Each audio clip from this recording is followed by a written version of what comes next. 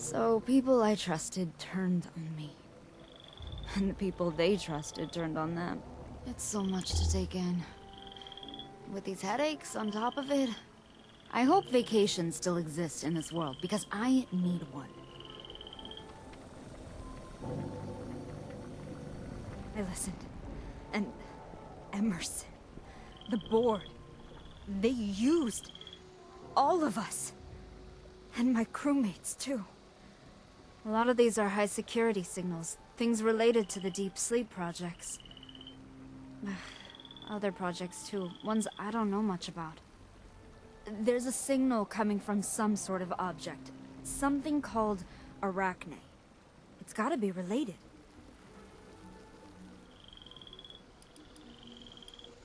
I heard of it before, but it was some other department, I thought.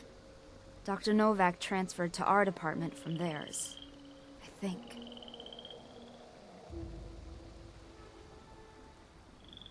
It's gotta be connected to Athena. Both are from Greek mythology.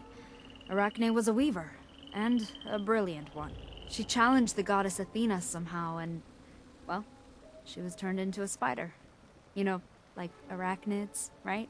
Some versions of the story say she won, others say Athena won. I don't remember the details. And does it matter? I don't know that either. I know it's a stretch, but it's the only connection I can think of.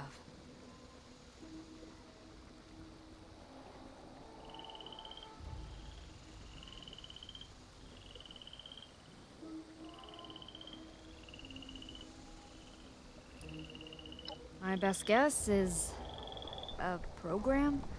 Or another robot? I just feel in my gut that Arachne is the key to everything.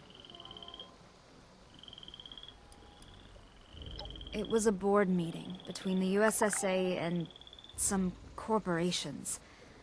They were talking with my crew after I was inside the sleeping pod.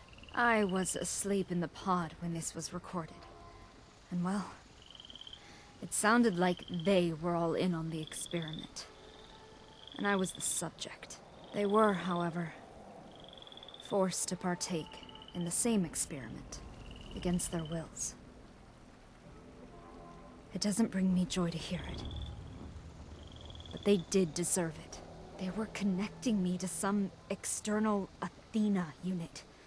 And Emerson was there, so he knew everything this whole time. Because he did it all.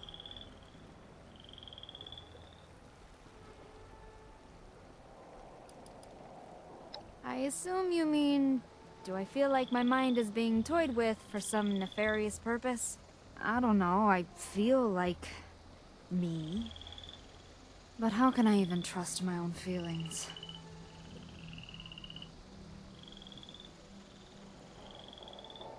I don't know what my future holds, but I hope you're there, and I hope we're together.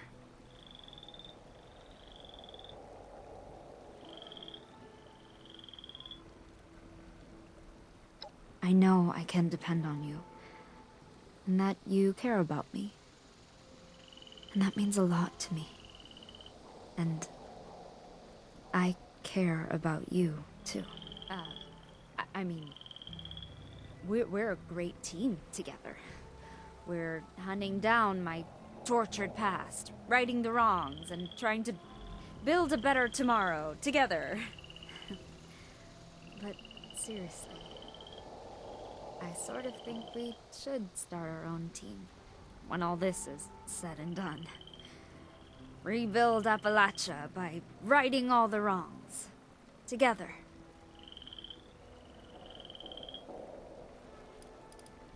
Initiating the countdown until you return.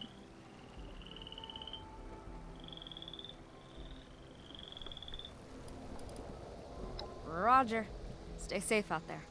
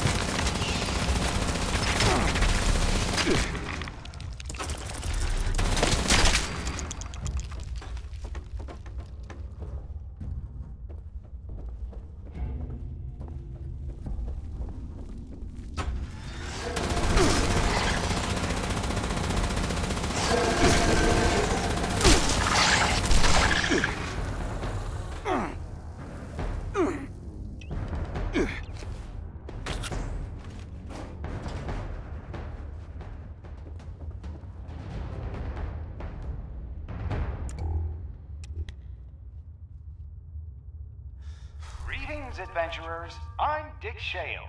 You may remember me from automated tours at locations such as the Fancy Lads Factory and Prickett's Fort. Your journey begins in the Winding Gateway. As you descend the staircase, you travel back to an ancient land, millions of years old and perfectly preserved in time.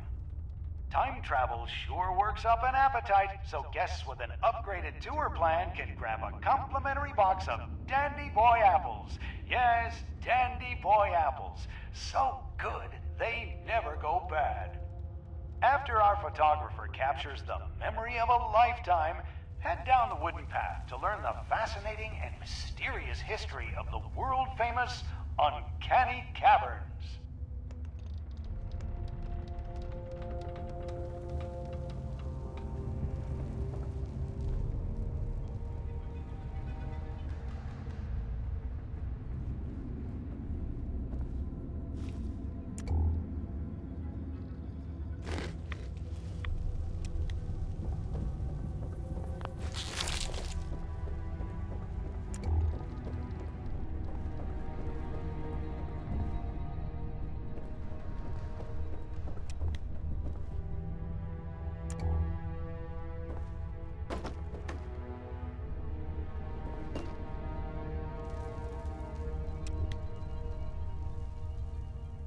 Congratulations on making it all the way down the Winding Gateway. A feat powered by the refreshing fuel of Dandy Boy apples. During this self-guided tour, you'll experience majestic natural formations that evoke an otherworldly sense of awe and reverence. You'll also hear tales of the dark and mysterious Night Kid who leapt from the depths of these caverns into the imaginations of millions worldwide. Head left to continue the tour, and please stay on the wooden path.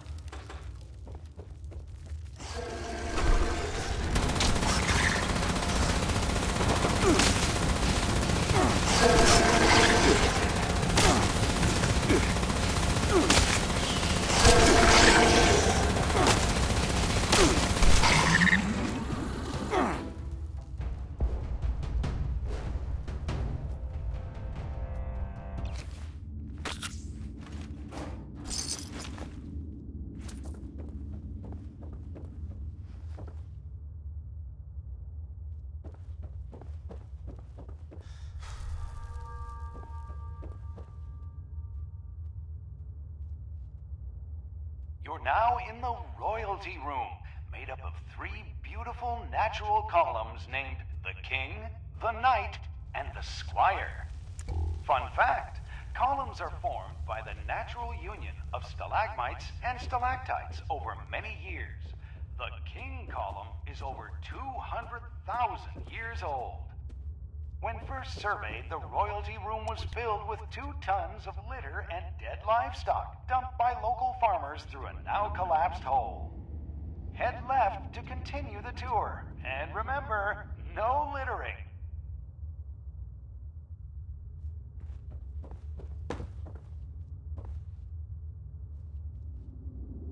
Before you is the entrance to the Night Kid room, where the mysterious half-man, half-bat was first discovered.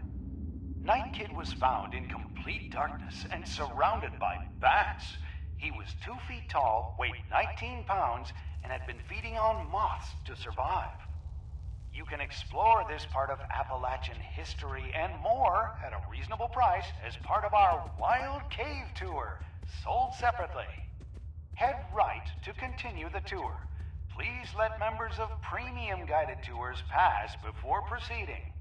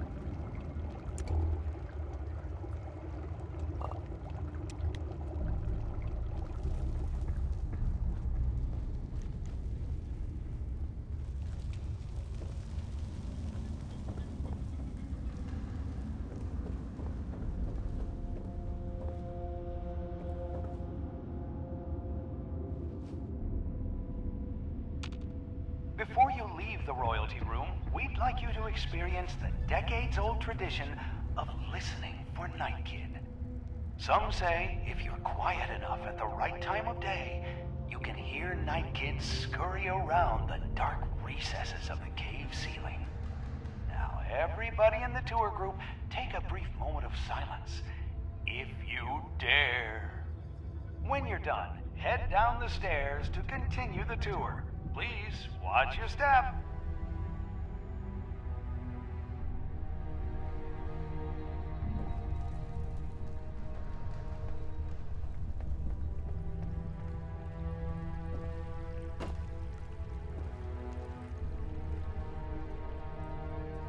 In front of you is the Halfling Hole, the second stop on our guided wild cave tour. The Halfling Hole, so named for its cozy size and quaint surroundings, features a natural pool with water so pure it has to be tasted to be believed. It is thought that the reason Night Kid was able to thrive for so long here is the abundant sources of shelter, fresh water, and bugs for protein. Head right to continue the tour. We remind guests to please not enter the Halfling Hole without a premium tour badge.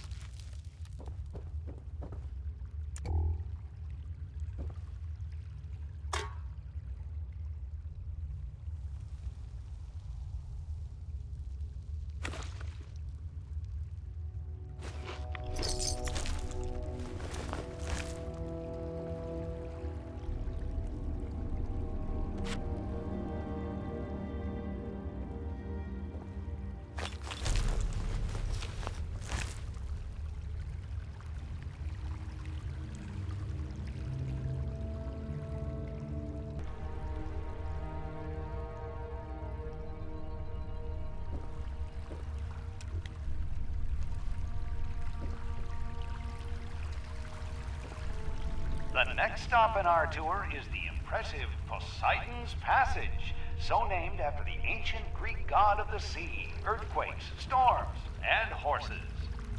The impressive stalactite and stalagmite to your left, known as the Trident, will one day come together to form a massive natural column. The natural cave water here is filtered through the cavern rock over centuries and is pure enough to bathe a newborn child in. Cross the bridge to continue the tour. For legal reasons, we encourage guests to stay on the trail and away from the water.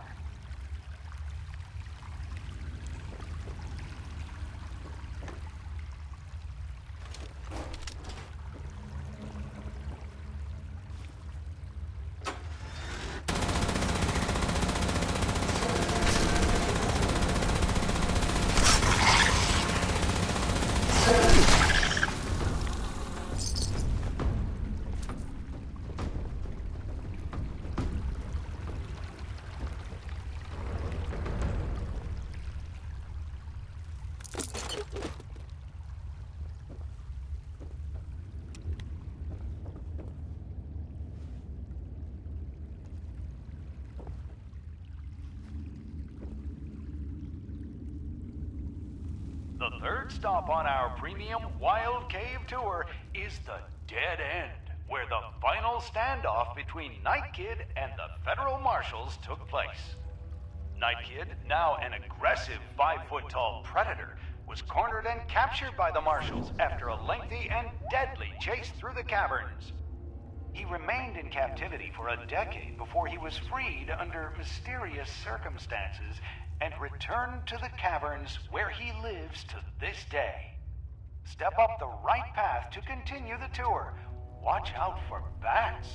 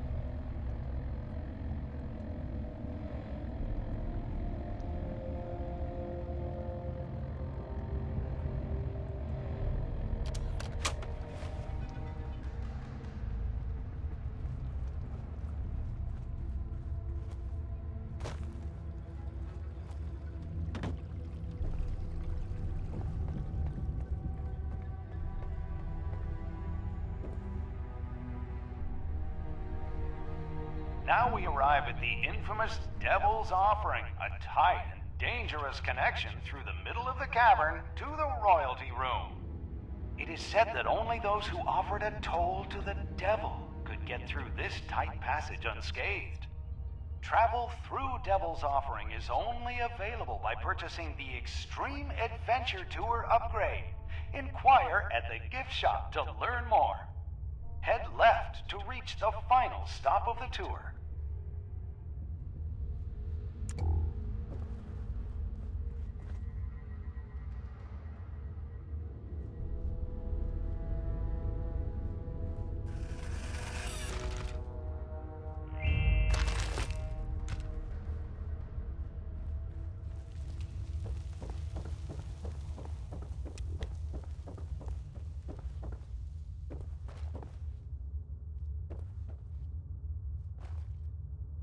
The final stop of the self-guided tour is where it all began, the War Room. It inspires both fear and respect from its size and massive formations. In the center of it all is Odin's Tooth, the largest natural cavern formation in Appalachia. It is truly a breathtaking sight to behold. We thank you for spending your time with us at Uncanny Caverns and encourage you to return soon for the Wild Cave and Extreme Adventure Tours. Head left up the stairs to exit, and please visit the gift shop on the way out. Thank you, and have an uncanny day. This is Dick Shale, signing off.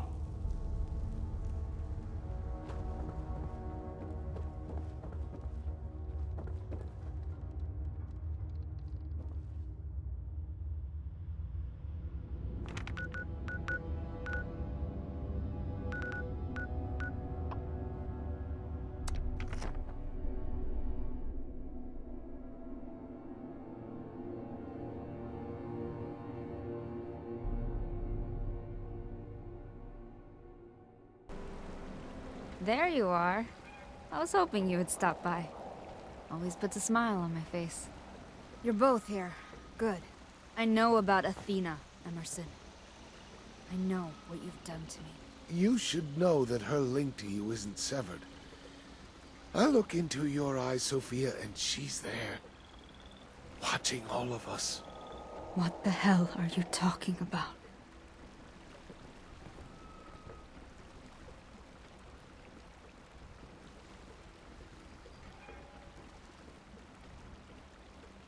Let me see. So, we can destroy Athena. With this. Don't you understand? She's watching you. Watching us. Right now.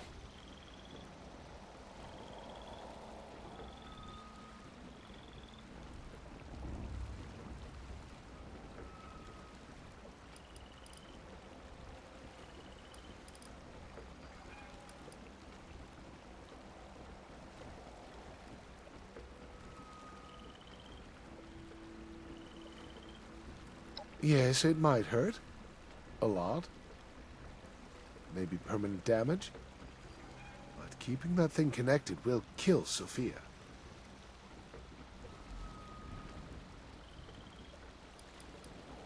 Exactly how could I do that?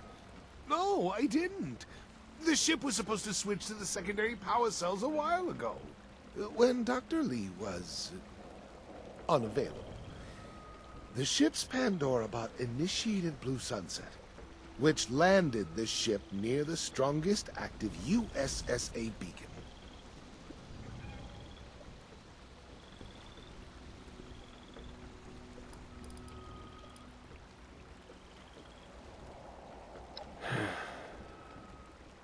It was cheaper this way. After we achieved orbit, we were told that our program was getting cut entirely, due to a lack of results. The scientists on the ship had exposed the program to the oversight board, and we had deals with Arctos, Robco, others.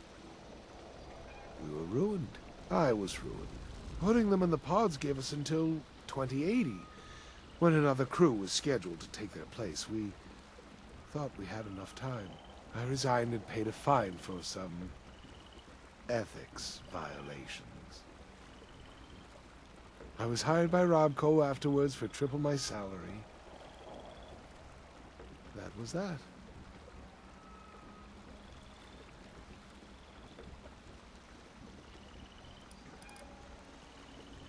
For a long time, I thought the old USSA backup facilities were gone. Heard a lot of rumors about it.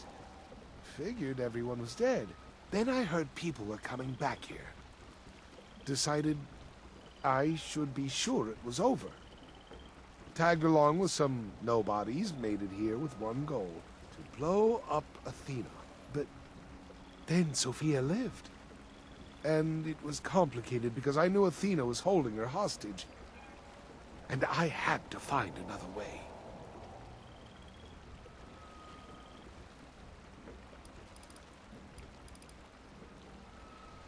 No, they weren't. It's from the continued strain on your mind, Sophia. You could handle it when you were in deep sleep, but not now.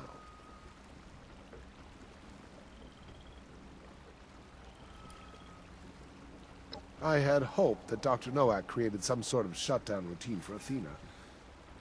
Almost everything was destroyed in the wreck. We need to shut her down, now.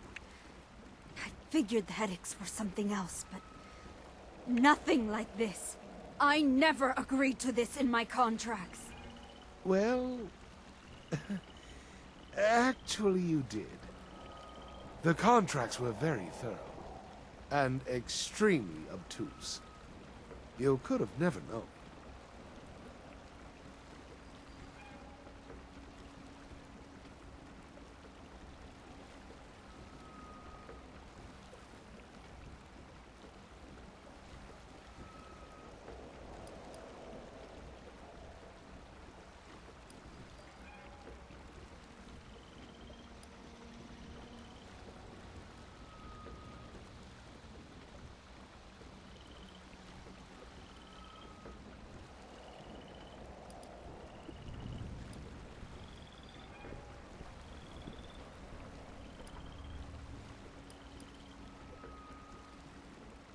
No, the neural pathways aren't compatible. It's a very simple robotic intelligence, designed to passively observe and collect.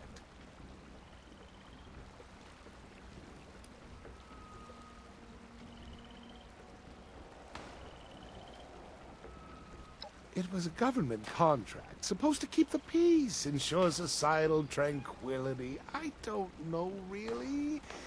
I just authorized everything. Who was I to stand up to all of them? I should have, though. I know that now. Yes. I couldn't tell Sofia, obviously. And I didn't know if I could trust you, or if you would even believe anything I said. I figured, if she started to suffer, I would do anything to help. Until then, I searched for Dr. Nowak's lab. Thought the kill switch would be there. I found the kill switch with the scanner. Seems like it was written by somebody else. Not Dr. Novak. Somebody local. I'll show you where you need to go. I'll shut down some of the internal power lines, so A.T.H.E.N.A can't detonate anything inside the facility. In some sort of, I don't know, revenge. It's a primitive robotic system. It drove the robo-brains insane,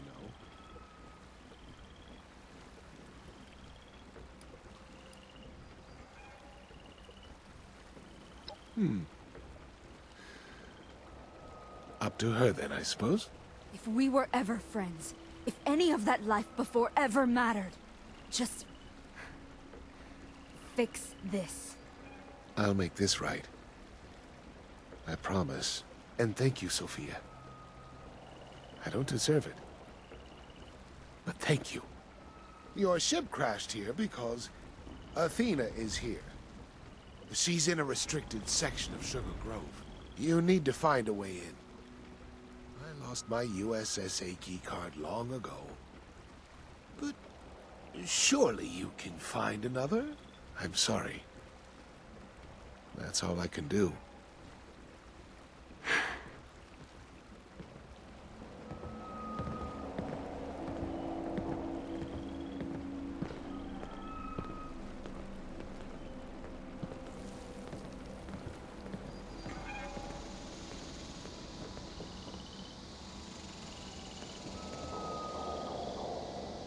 I'll be going then. Sofia. Such a daring soul.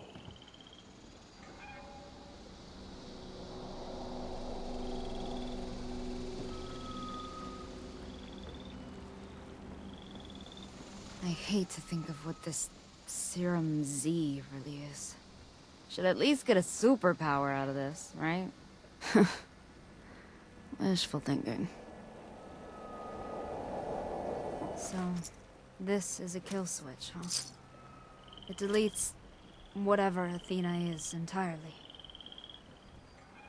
Well, let's try this before we try the hammers, I guess. And once A.T.H.E.N.A's dealt with, maybe I'll finally feel whole. We need a USSA access card. I have the Sugar Grove personnel records. My hope is you can find an access card here.